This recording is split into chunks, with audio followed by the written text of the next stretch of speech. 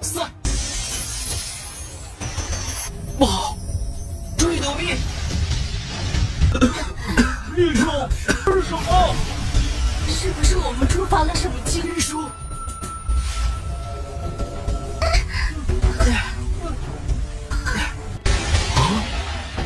好大的门！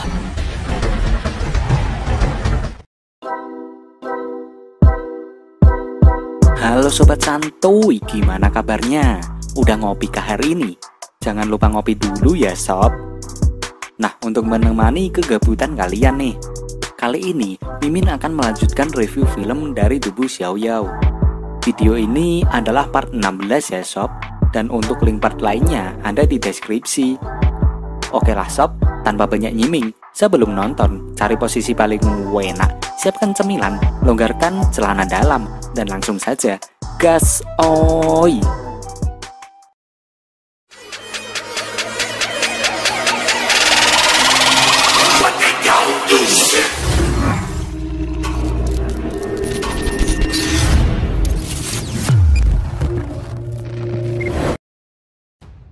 Beberapa hari kemudian, kehidupan mereka mulai banyak yang berubah. Namun terlihat Yeyu yang masih tak sadarkan diri karena pertarungan sebelumnya yang membuatnya terluka sangat parah. Kemudian Yeyu pun terbangun dari pingsannya. Si Jingyi mengatakan pada Yeyu jika sekte Tianhe sudah tidak ada lagi. Semua murid sudah dikumpulkan dan keluarga yang awalnya berlindung pada sekte Tianhe sekarang datang untuk bergabung dengan Pavilion Bitao. Si Jingyi melarang Yeyu untuk jangan bertindak impulsif di masa mendatang. Juga tidak boleh bertarung sendirian. Lalu si Jingyi mengambil sesuatu untuk Yeyu. Karena pakaian Yeyu yang sebelumnya sudah rusak, si Jingyi membuatkannya pakaian baru untuk Yeyu. Sekarang, Pavilion Bitao sudah berubah. Pahlawan kita tentu saja harus memakai pakaian baru juga, kata si Jingyi. Setelah Yeyu berganti pakaian, ia pun keluar untuk melihat-lihat keadaan Pavilion Bitao yang sekarang.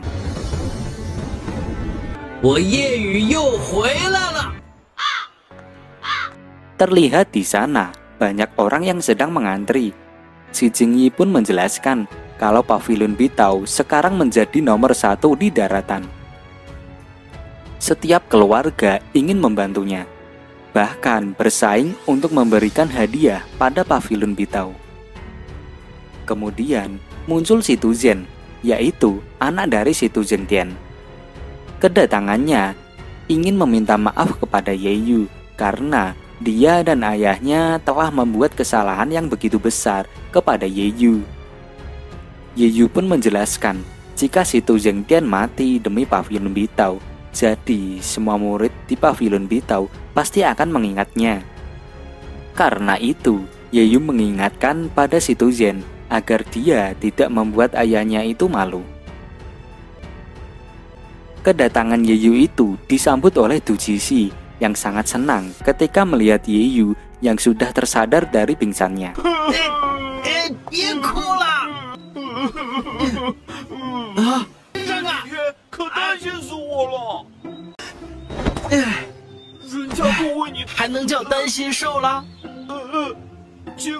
Yeyu heran yang melihat Du Jixi semakin gemuk nih. Itu dikarenakan banyaknya hadiah yang diterima, ia menjadi gemuk secara tak sengaja. Karena Yeyu ada di sana, Master Puncak Bisia ingin mengatakan sesuatu pada Yeyu. Ia memberitahukan kalau Pavilion Bitao sudah dibangun kembali. Tapi tidak ada pemimpin di dalamnya. Yeyu adalah murid langsung dari Master Pavilion. Master Puncak Bisia berharap kepada Yeyu bisa meneruskannya dan menjadi Master Pavilion Bitao. Yeyu sangatlah berterima kasih atas posisi yang diberikan. Namun ia tidak bisa menjanjikan itu. Semua orang menyayangkan akan hal itu dan membujuk Yeyu agar mau menerima posisi itu. Yeyu mengatakan jika ia tidak mau menjadi pemimpin di Pavilion Bitao. Itu dikarenakan ia ingin pergi keluar Jizhou. Yeyu menjelaskan jika ia tidak keluar, maka ia akan menjadi katak di dalam sumur, katak yang tak pernah mengalahkan Sekte Zhenyan. Mendengar hal itu, Master Puncak Bisia memarahi Yeyu nih. Ia tak akan membiarkan Yeyu pergi karena balas dendam dengan Sekte Zhenyan sangatlah berbahaya. Bahkan kekuatan sekte itu sangat sulit untuk dibayangkan. Yeyu menjelaskan justru itu ia ingin melihatnya dan meningkatkan kekuatannya di luar sana karena ia tidak tahu apa yang terjadi ke depannya jika ia tidak meningkatkan kekuatannya. 正是因为不能想象，我才要出去闯。你的实力更不是你能想象的。不进则退，只有比他们拳头硬。 Karena perkataan Yeyu, mereka semua malah ingin ikut dengannya karena penasaran dengan apa yang ada di luar Linzhou. Liang Bufang menanyakan jika semuanya pergi, maka tidak ada orang lagi di sana. Yeyu pun akan menyuruh ayah dari Du Jixi untuk mengelola pavilion Bitao. Kemudian, Yeyu mengumpulkan banyak orang di sana. Mereka menjadi saksi ketika Yeyu menjadi Master Pavilion Bitao yang baru. Ia menyerahkan semuanya ke ayah Du Jixi untuk menjaga Pavilion Bitao saat mereka semua pergi dari sana. 1 bulan kemudian, diperlihatkan gurun pasir yang sangat luas. Terlihat kelompok Yeyu sedang mencari jalan keluar dari tempat itu. Master Puncak Bisia menanyakan soal kondisi mereka karena sudah beberapa hari mereka terus berjalan, namun masih belum keluar dari tempat itu. Liang Bufang melihat kaktus yang sebelumnya ia pernah lihat, yang artinya mereka hanya berjalan memutari tempat itu. Yeyu kemudian mengeluarkan batu roh dan ia membuat formasi geografi untuk memecahkan permasalahan itu.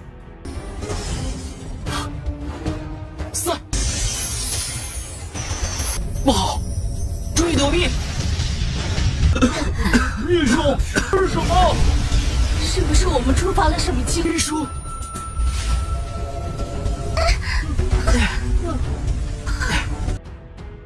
Lalu terjadi guncangan yang sangat kuat di tempat itu.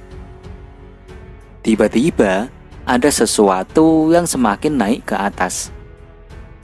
Ternyata pintu yang sangat besar muncul dari bawah tanah. 好大的门！在召唤着金书。 Yeyu merasakan ada sesuatu di gerbang itu. Apalagi gulungan emas di kepalanya terus bereaksi. Kemudian, Yeyu pun berniat untuk melihat keadaan yang ada di dalam gerbang itu.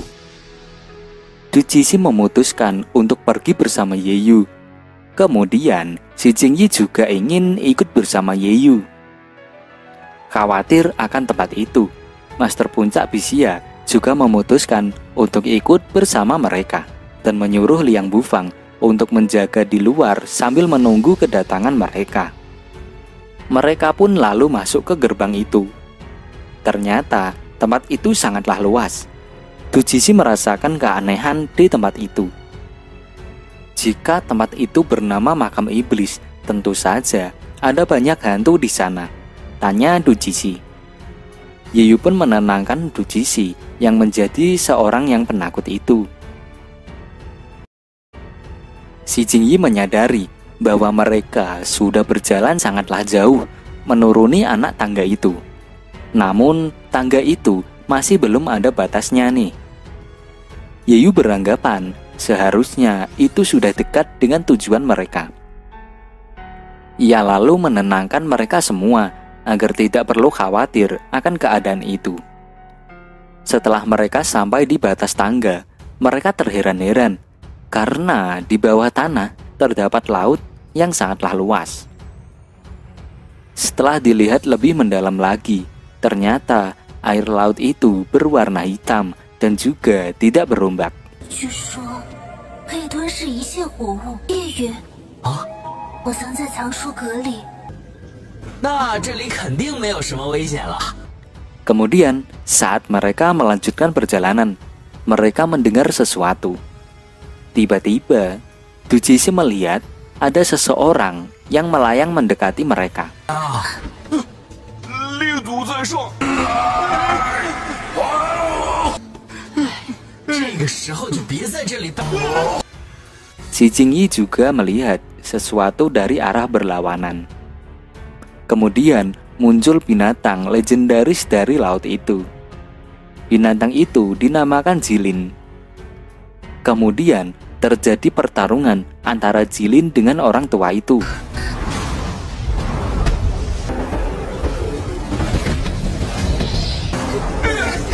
大家小心！那么强的实力，可以超过天人界。 Master Bisia mengatakan kalau mereka berdua berada di atas ranah surgawi. Mereka harus tetap berhati-hati. Memanfaatkan pertarungan itu, Yeyu menyuruh semuanya untuk berlari mencari tempat yang lebih aman. Karena pertarungan itu menyebabkan angin yang sangat kencang. Semakin kencang, bahkan mereka hampir tidak bisa menahannya. Saat Yeyu memikirkan jalan keluarnya, Yeyu melihat segel Tao di sampingnya. Ia pun mencoba keberuntungan untuk menghancurkan segel Tao yang ada di sampingnya itu. Dan benar saja nih, Yeyu pun bisa mengatasi permasalahan itu. Sehingga mereka bisa bertahan melewati energi yang sangat kuat dari pertarungan itu. Namun sayangnya nih, Dujisi tidak sempat diselamatkan oleh Yeyu, dan ia pun terlempar karena tidak kuat menahannya.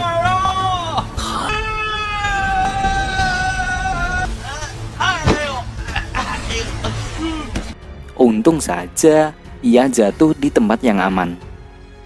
Ya jelas saja nih, Dujisi pun marah-marah kepada Yeyu yang tak sempat menyelamatkannya.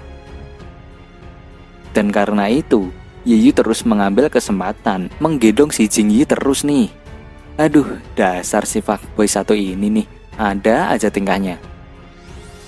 Karena merasa mereka sudah aman, si Jingyi meminta Yeyu untuk menurunkannya. Master Puncak Bisia sangatlah kagum kepada Yeyu nih, karena dalam waktu yang singkat, ia bisa berpikir agar mendapatkan jalan keluarnya untuk menyelamatkan mereka semua. Lagi-lagi, dengan pedenya nih, si Yeyu berkata kalau ia adalah orang yang sangatlah jenius. Jadi, ia selalu bisa menemukan cara untuk bertahan. Setelah perbincangan itu, mereka kemudian melanjutkan perjalanan. Di sepanjang jalan itu, mereka melihat sebuah pulau yang sangat besar. Karena mereka sudah terlanjur datang ke tempat itu, mereka pun melanjutkan perjalanannya menuju pulau itu. Ketika sedang berjalan, Yeyu menginjak sesuatu yang membuat batu-batu di sana bergerak. Batu itu saling berkumpul, membentuk seperti monster raksasa dengan kekuatan spiritual yang sangatlah kuat sekali. Ketika Yeyu menyerangnya, monster itu dengan mudah menahan serangan Yeyu. Tidak habis idenya, Yeyu pun menyerang batu itu dari dalamnya, dan monster batu itu pun hancur seketika. Namun sayangnya, batu itu bisa memulihkan tubuhnya sendiri, dan kemudian hidup kembali untuk menyerang Yeyu. Wah, 谁知道他还能动啊！我们先退回到山洞吧。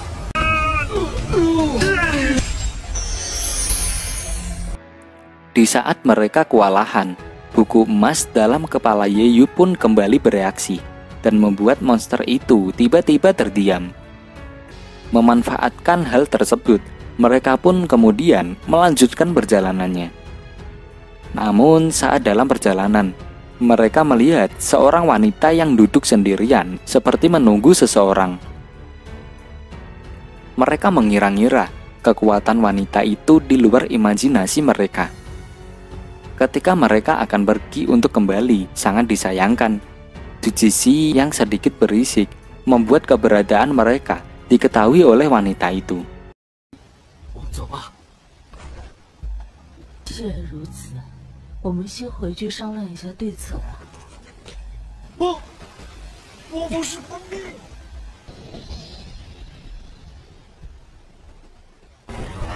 糟了，被发现了！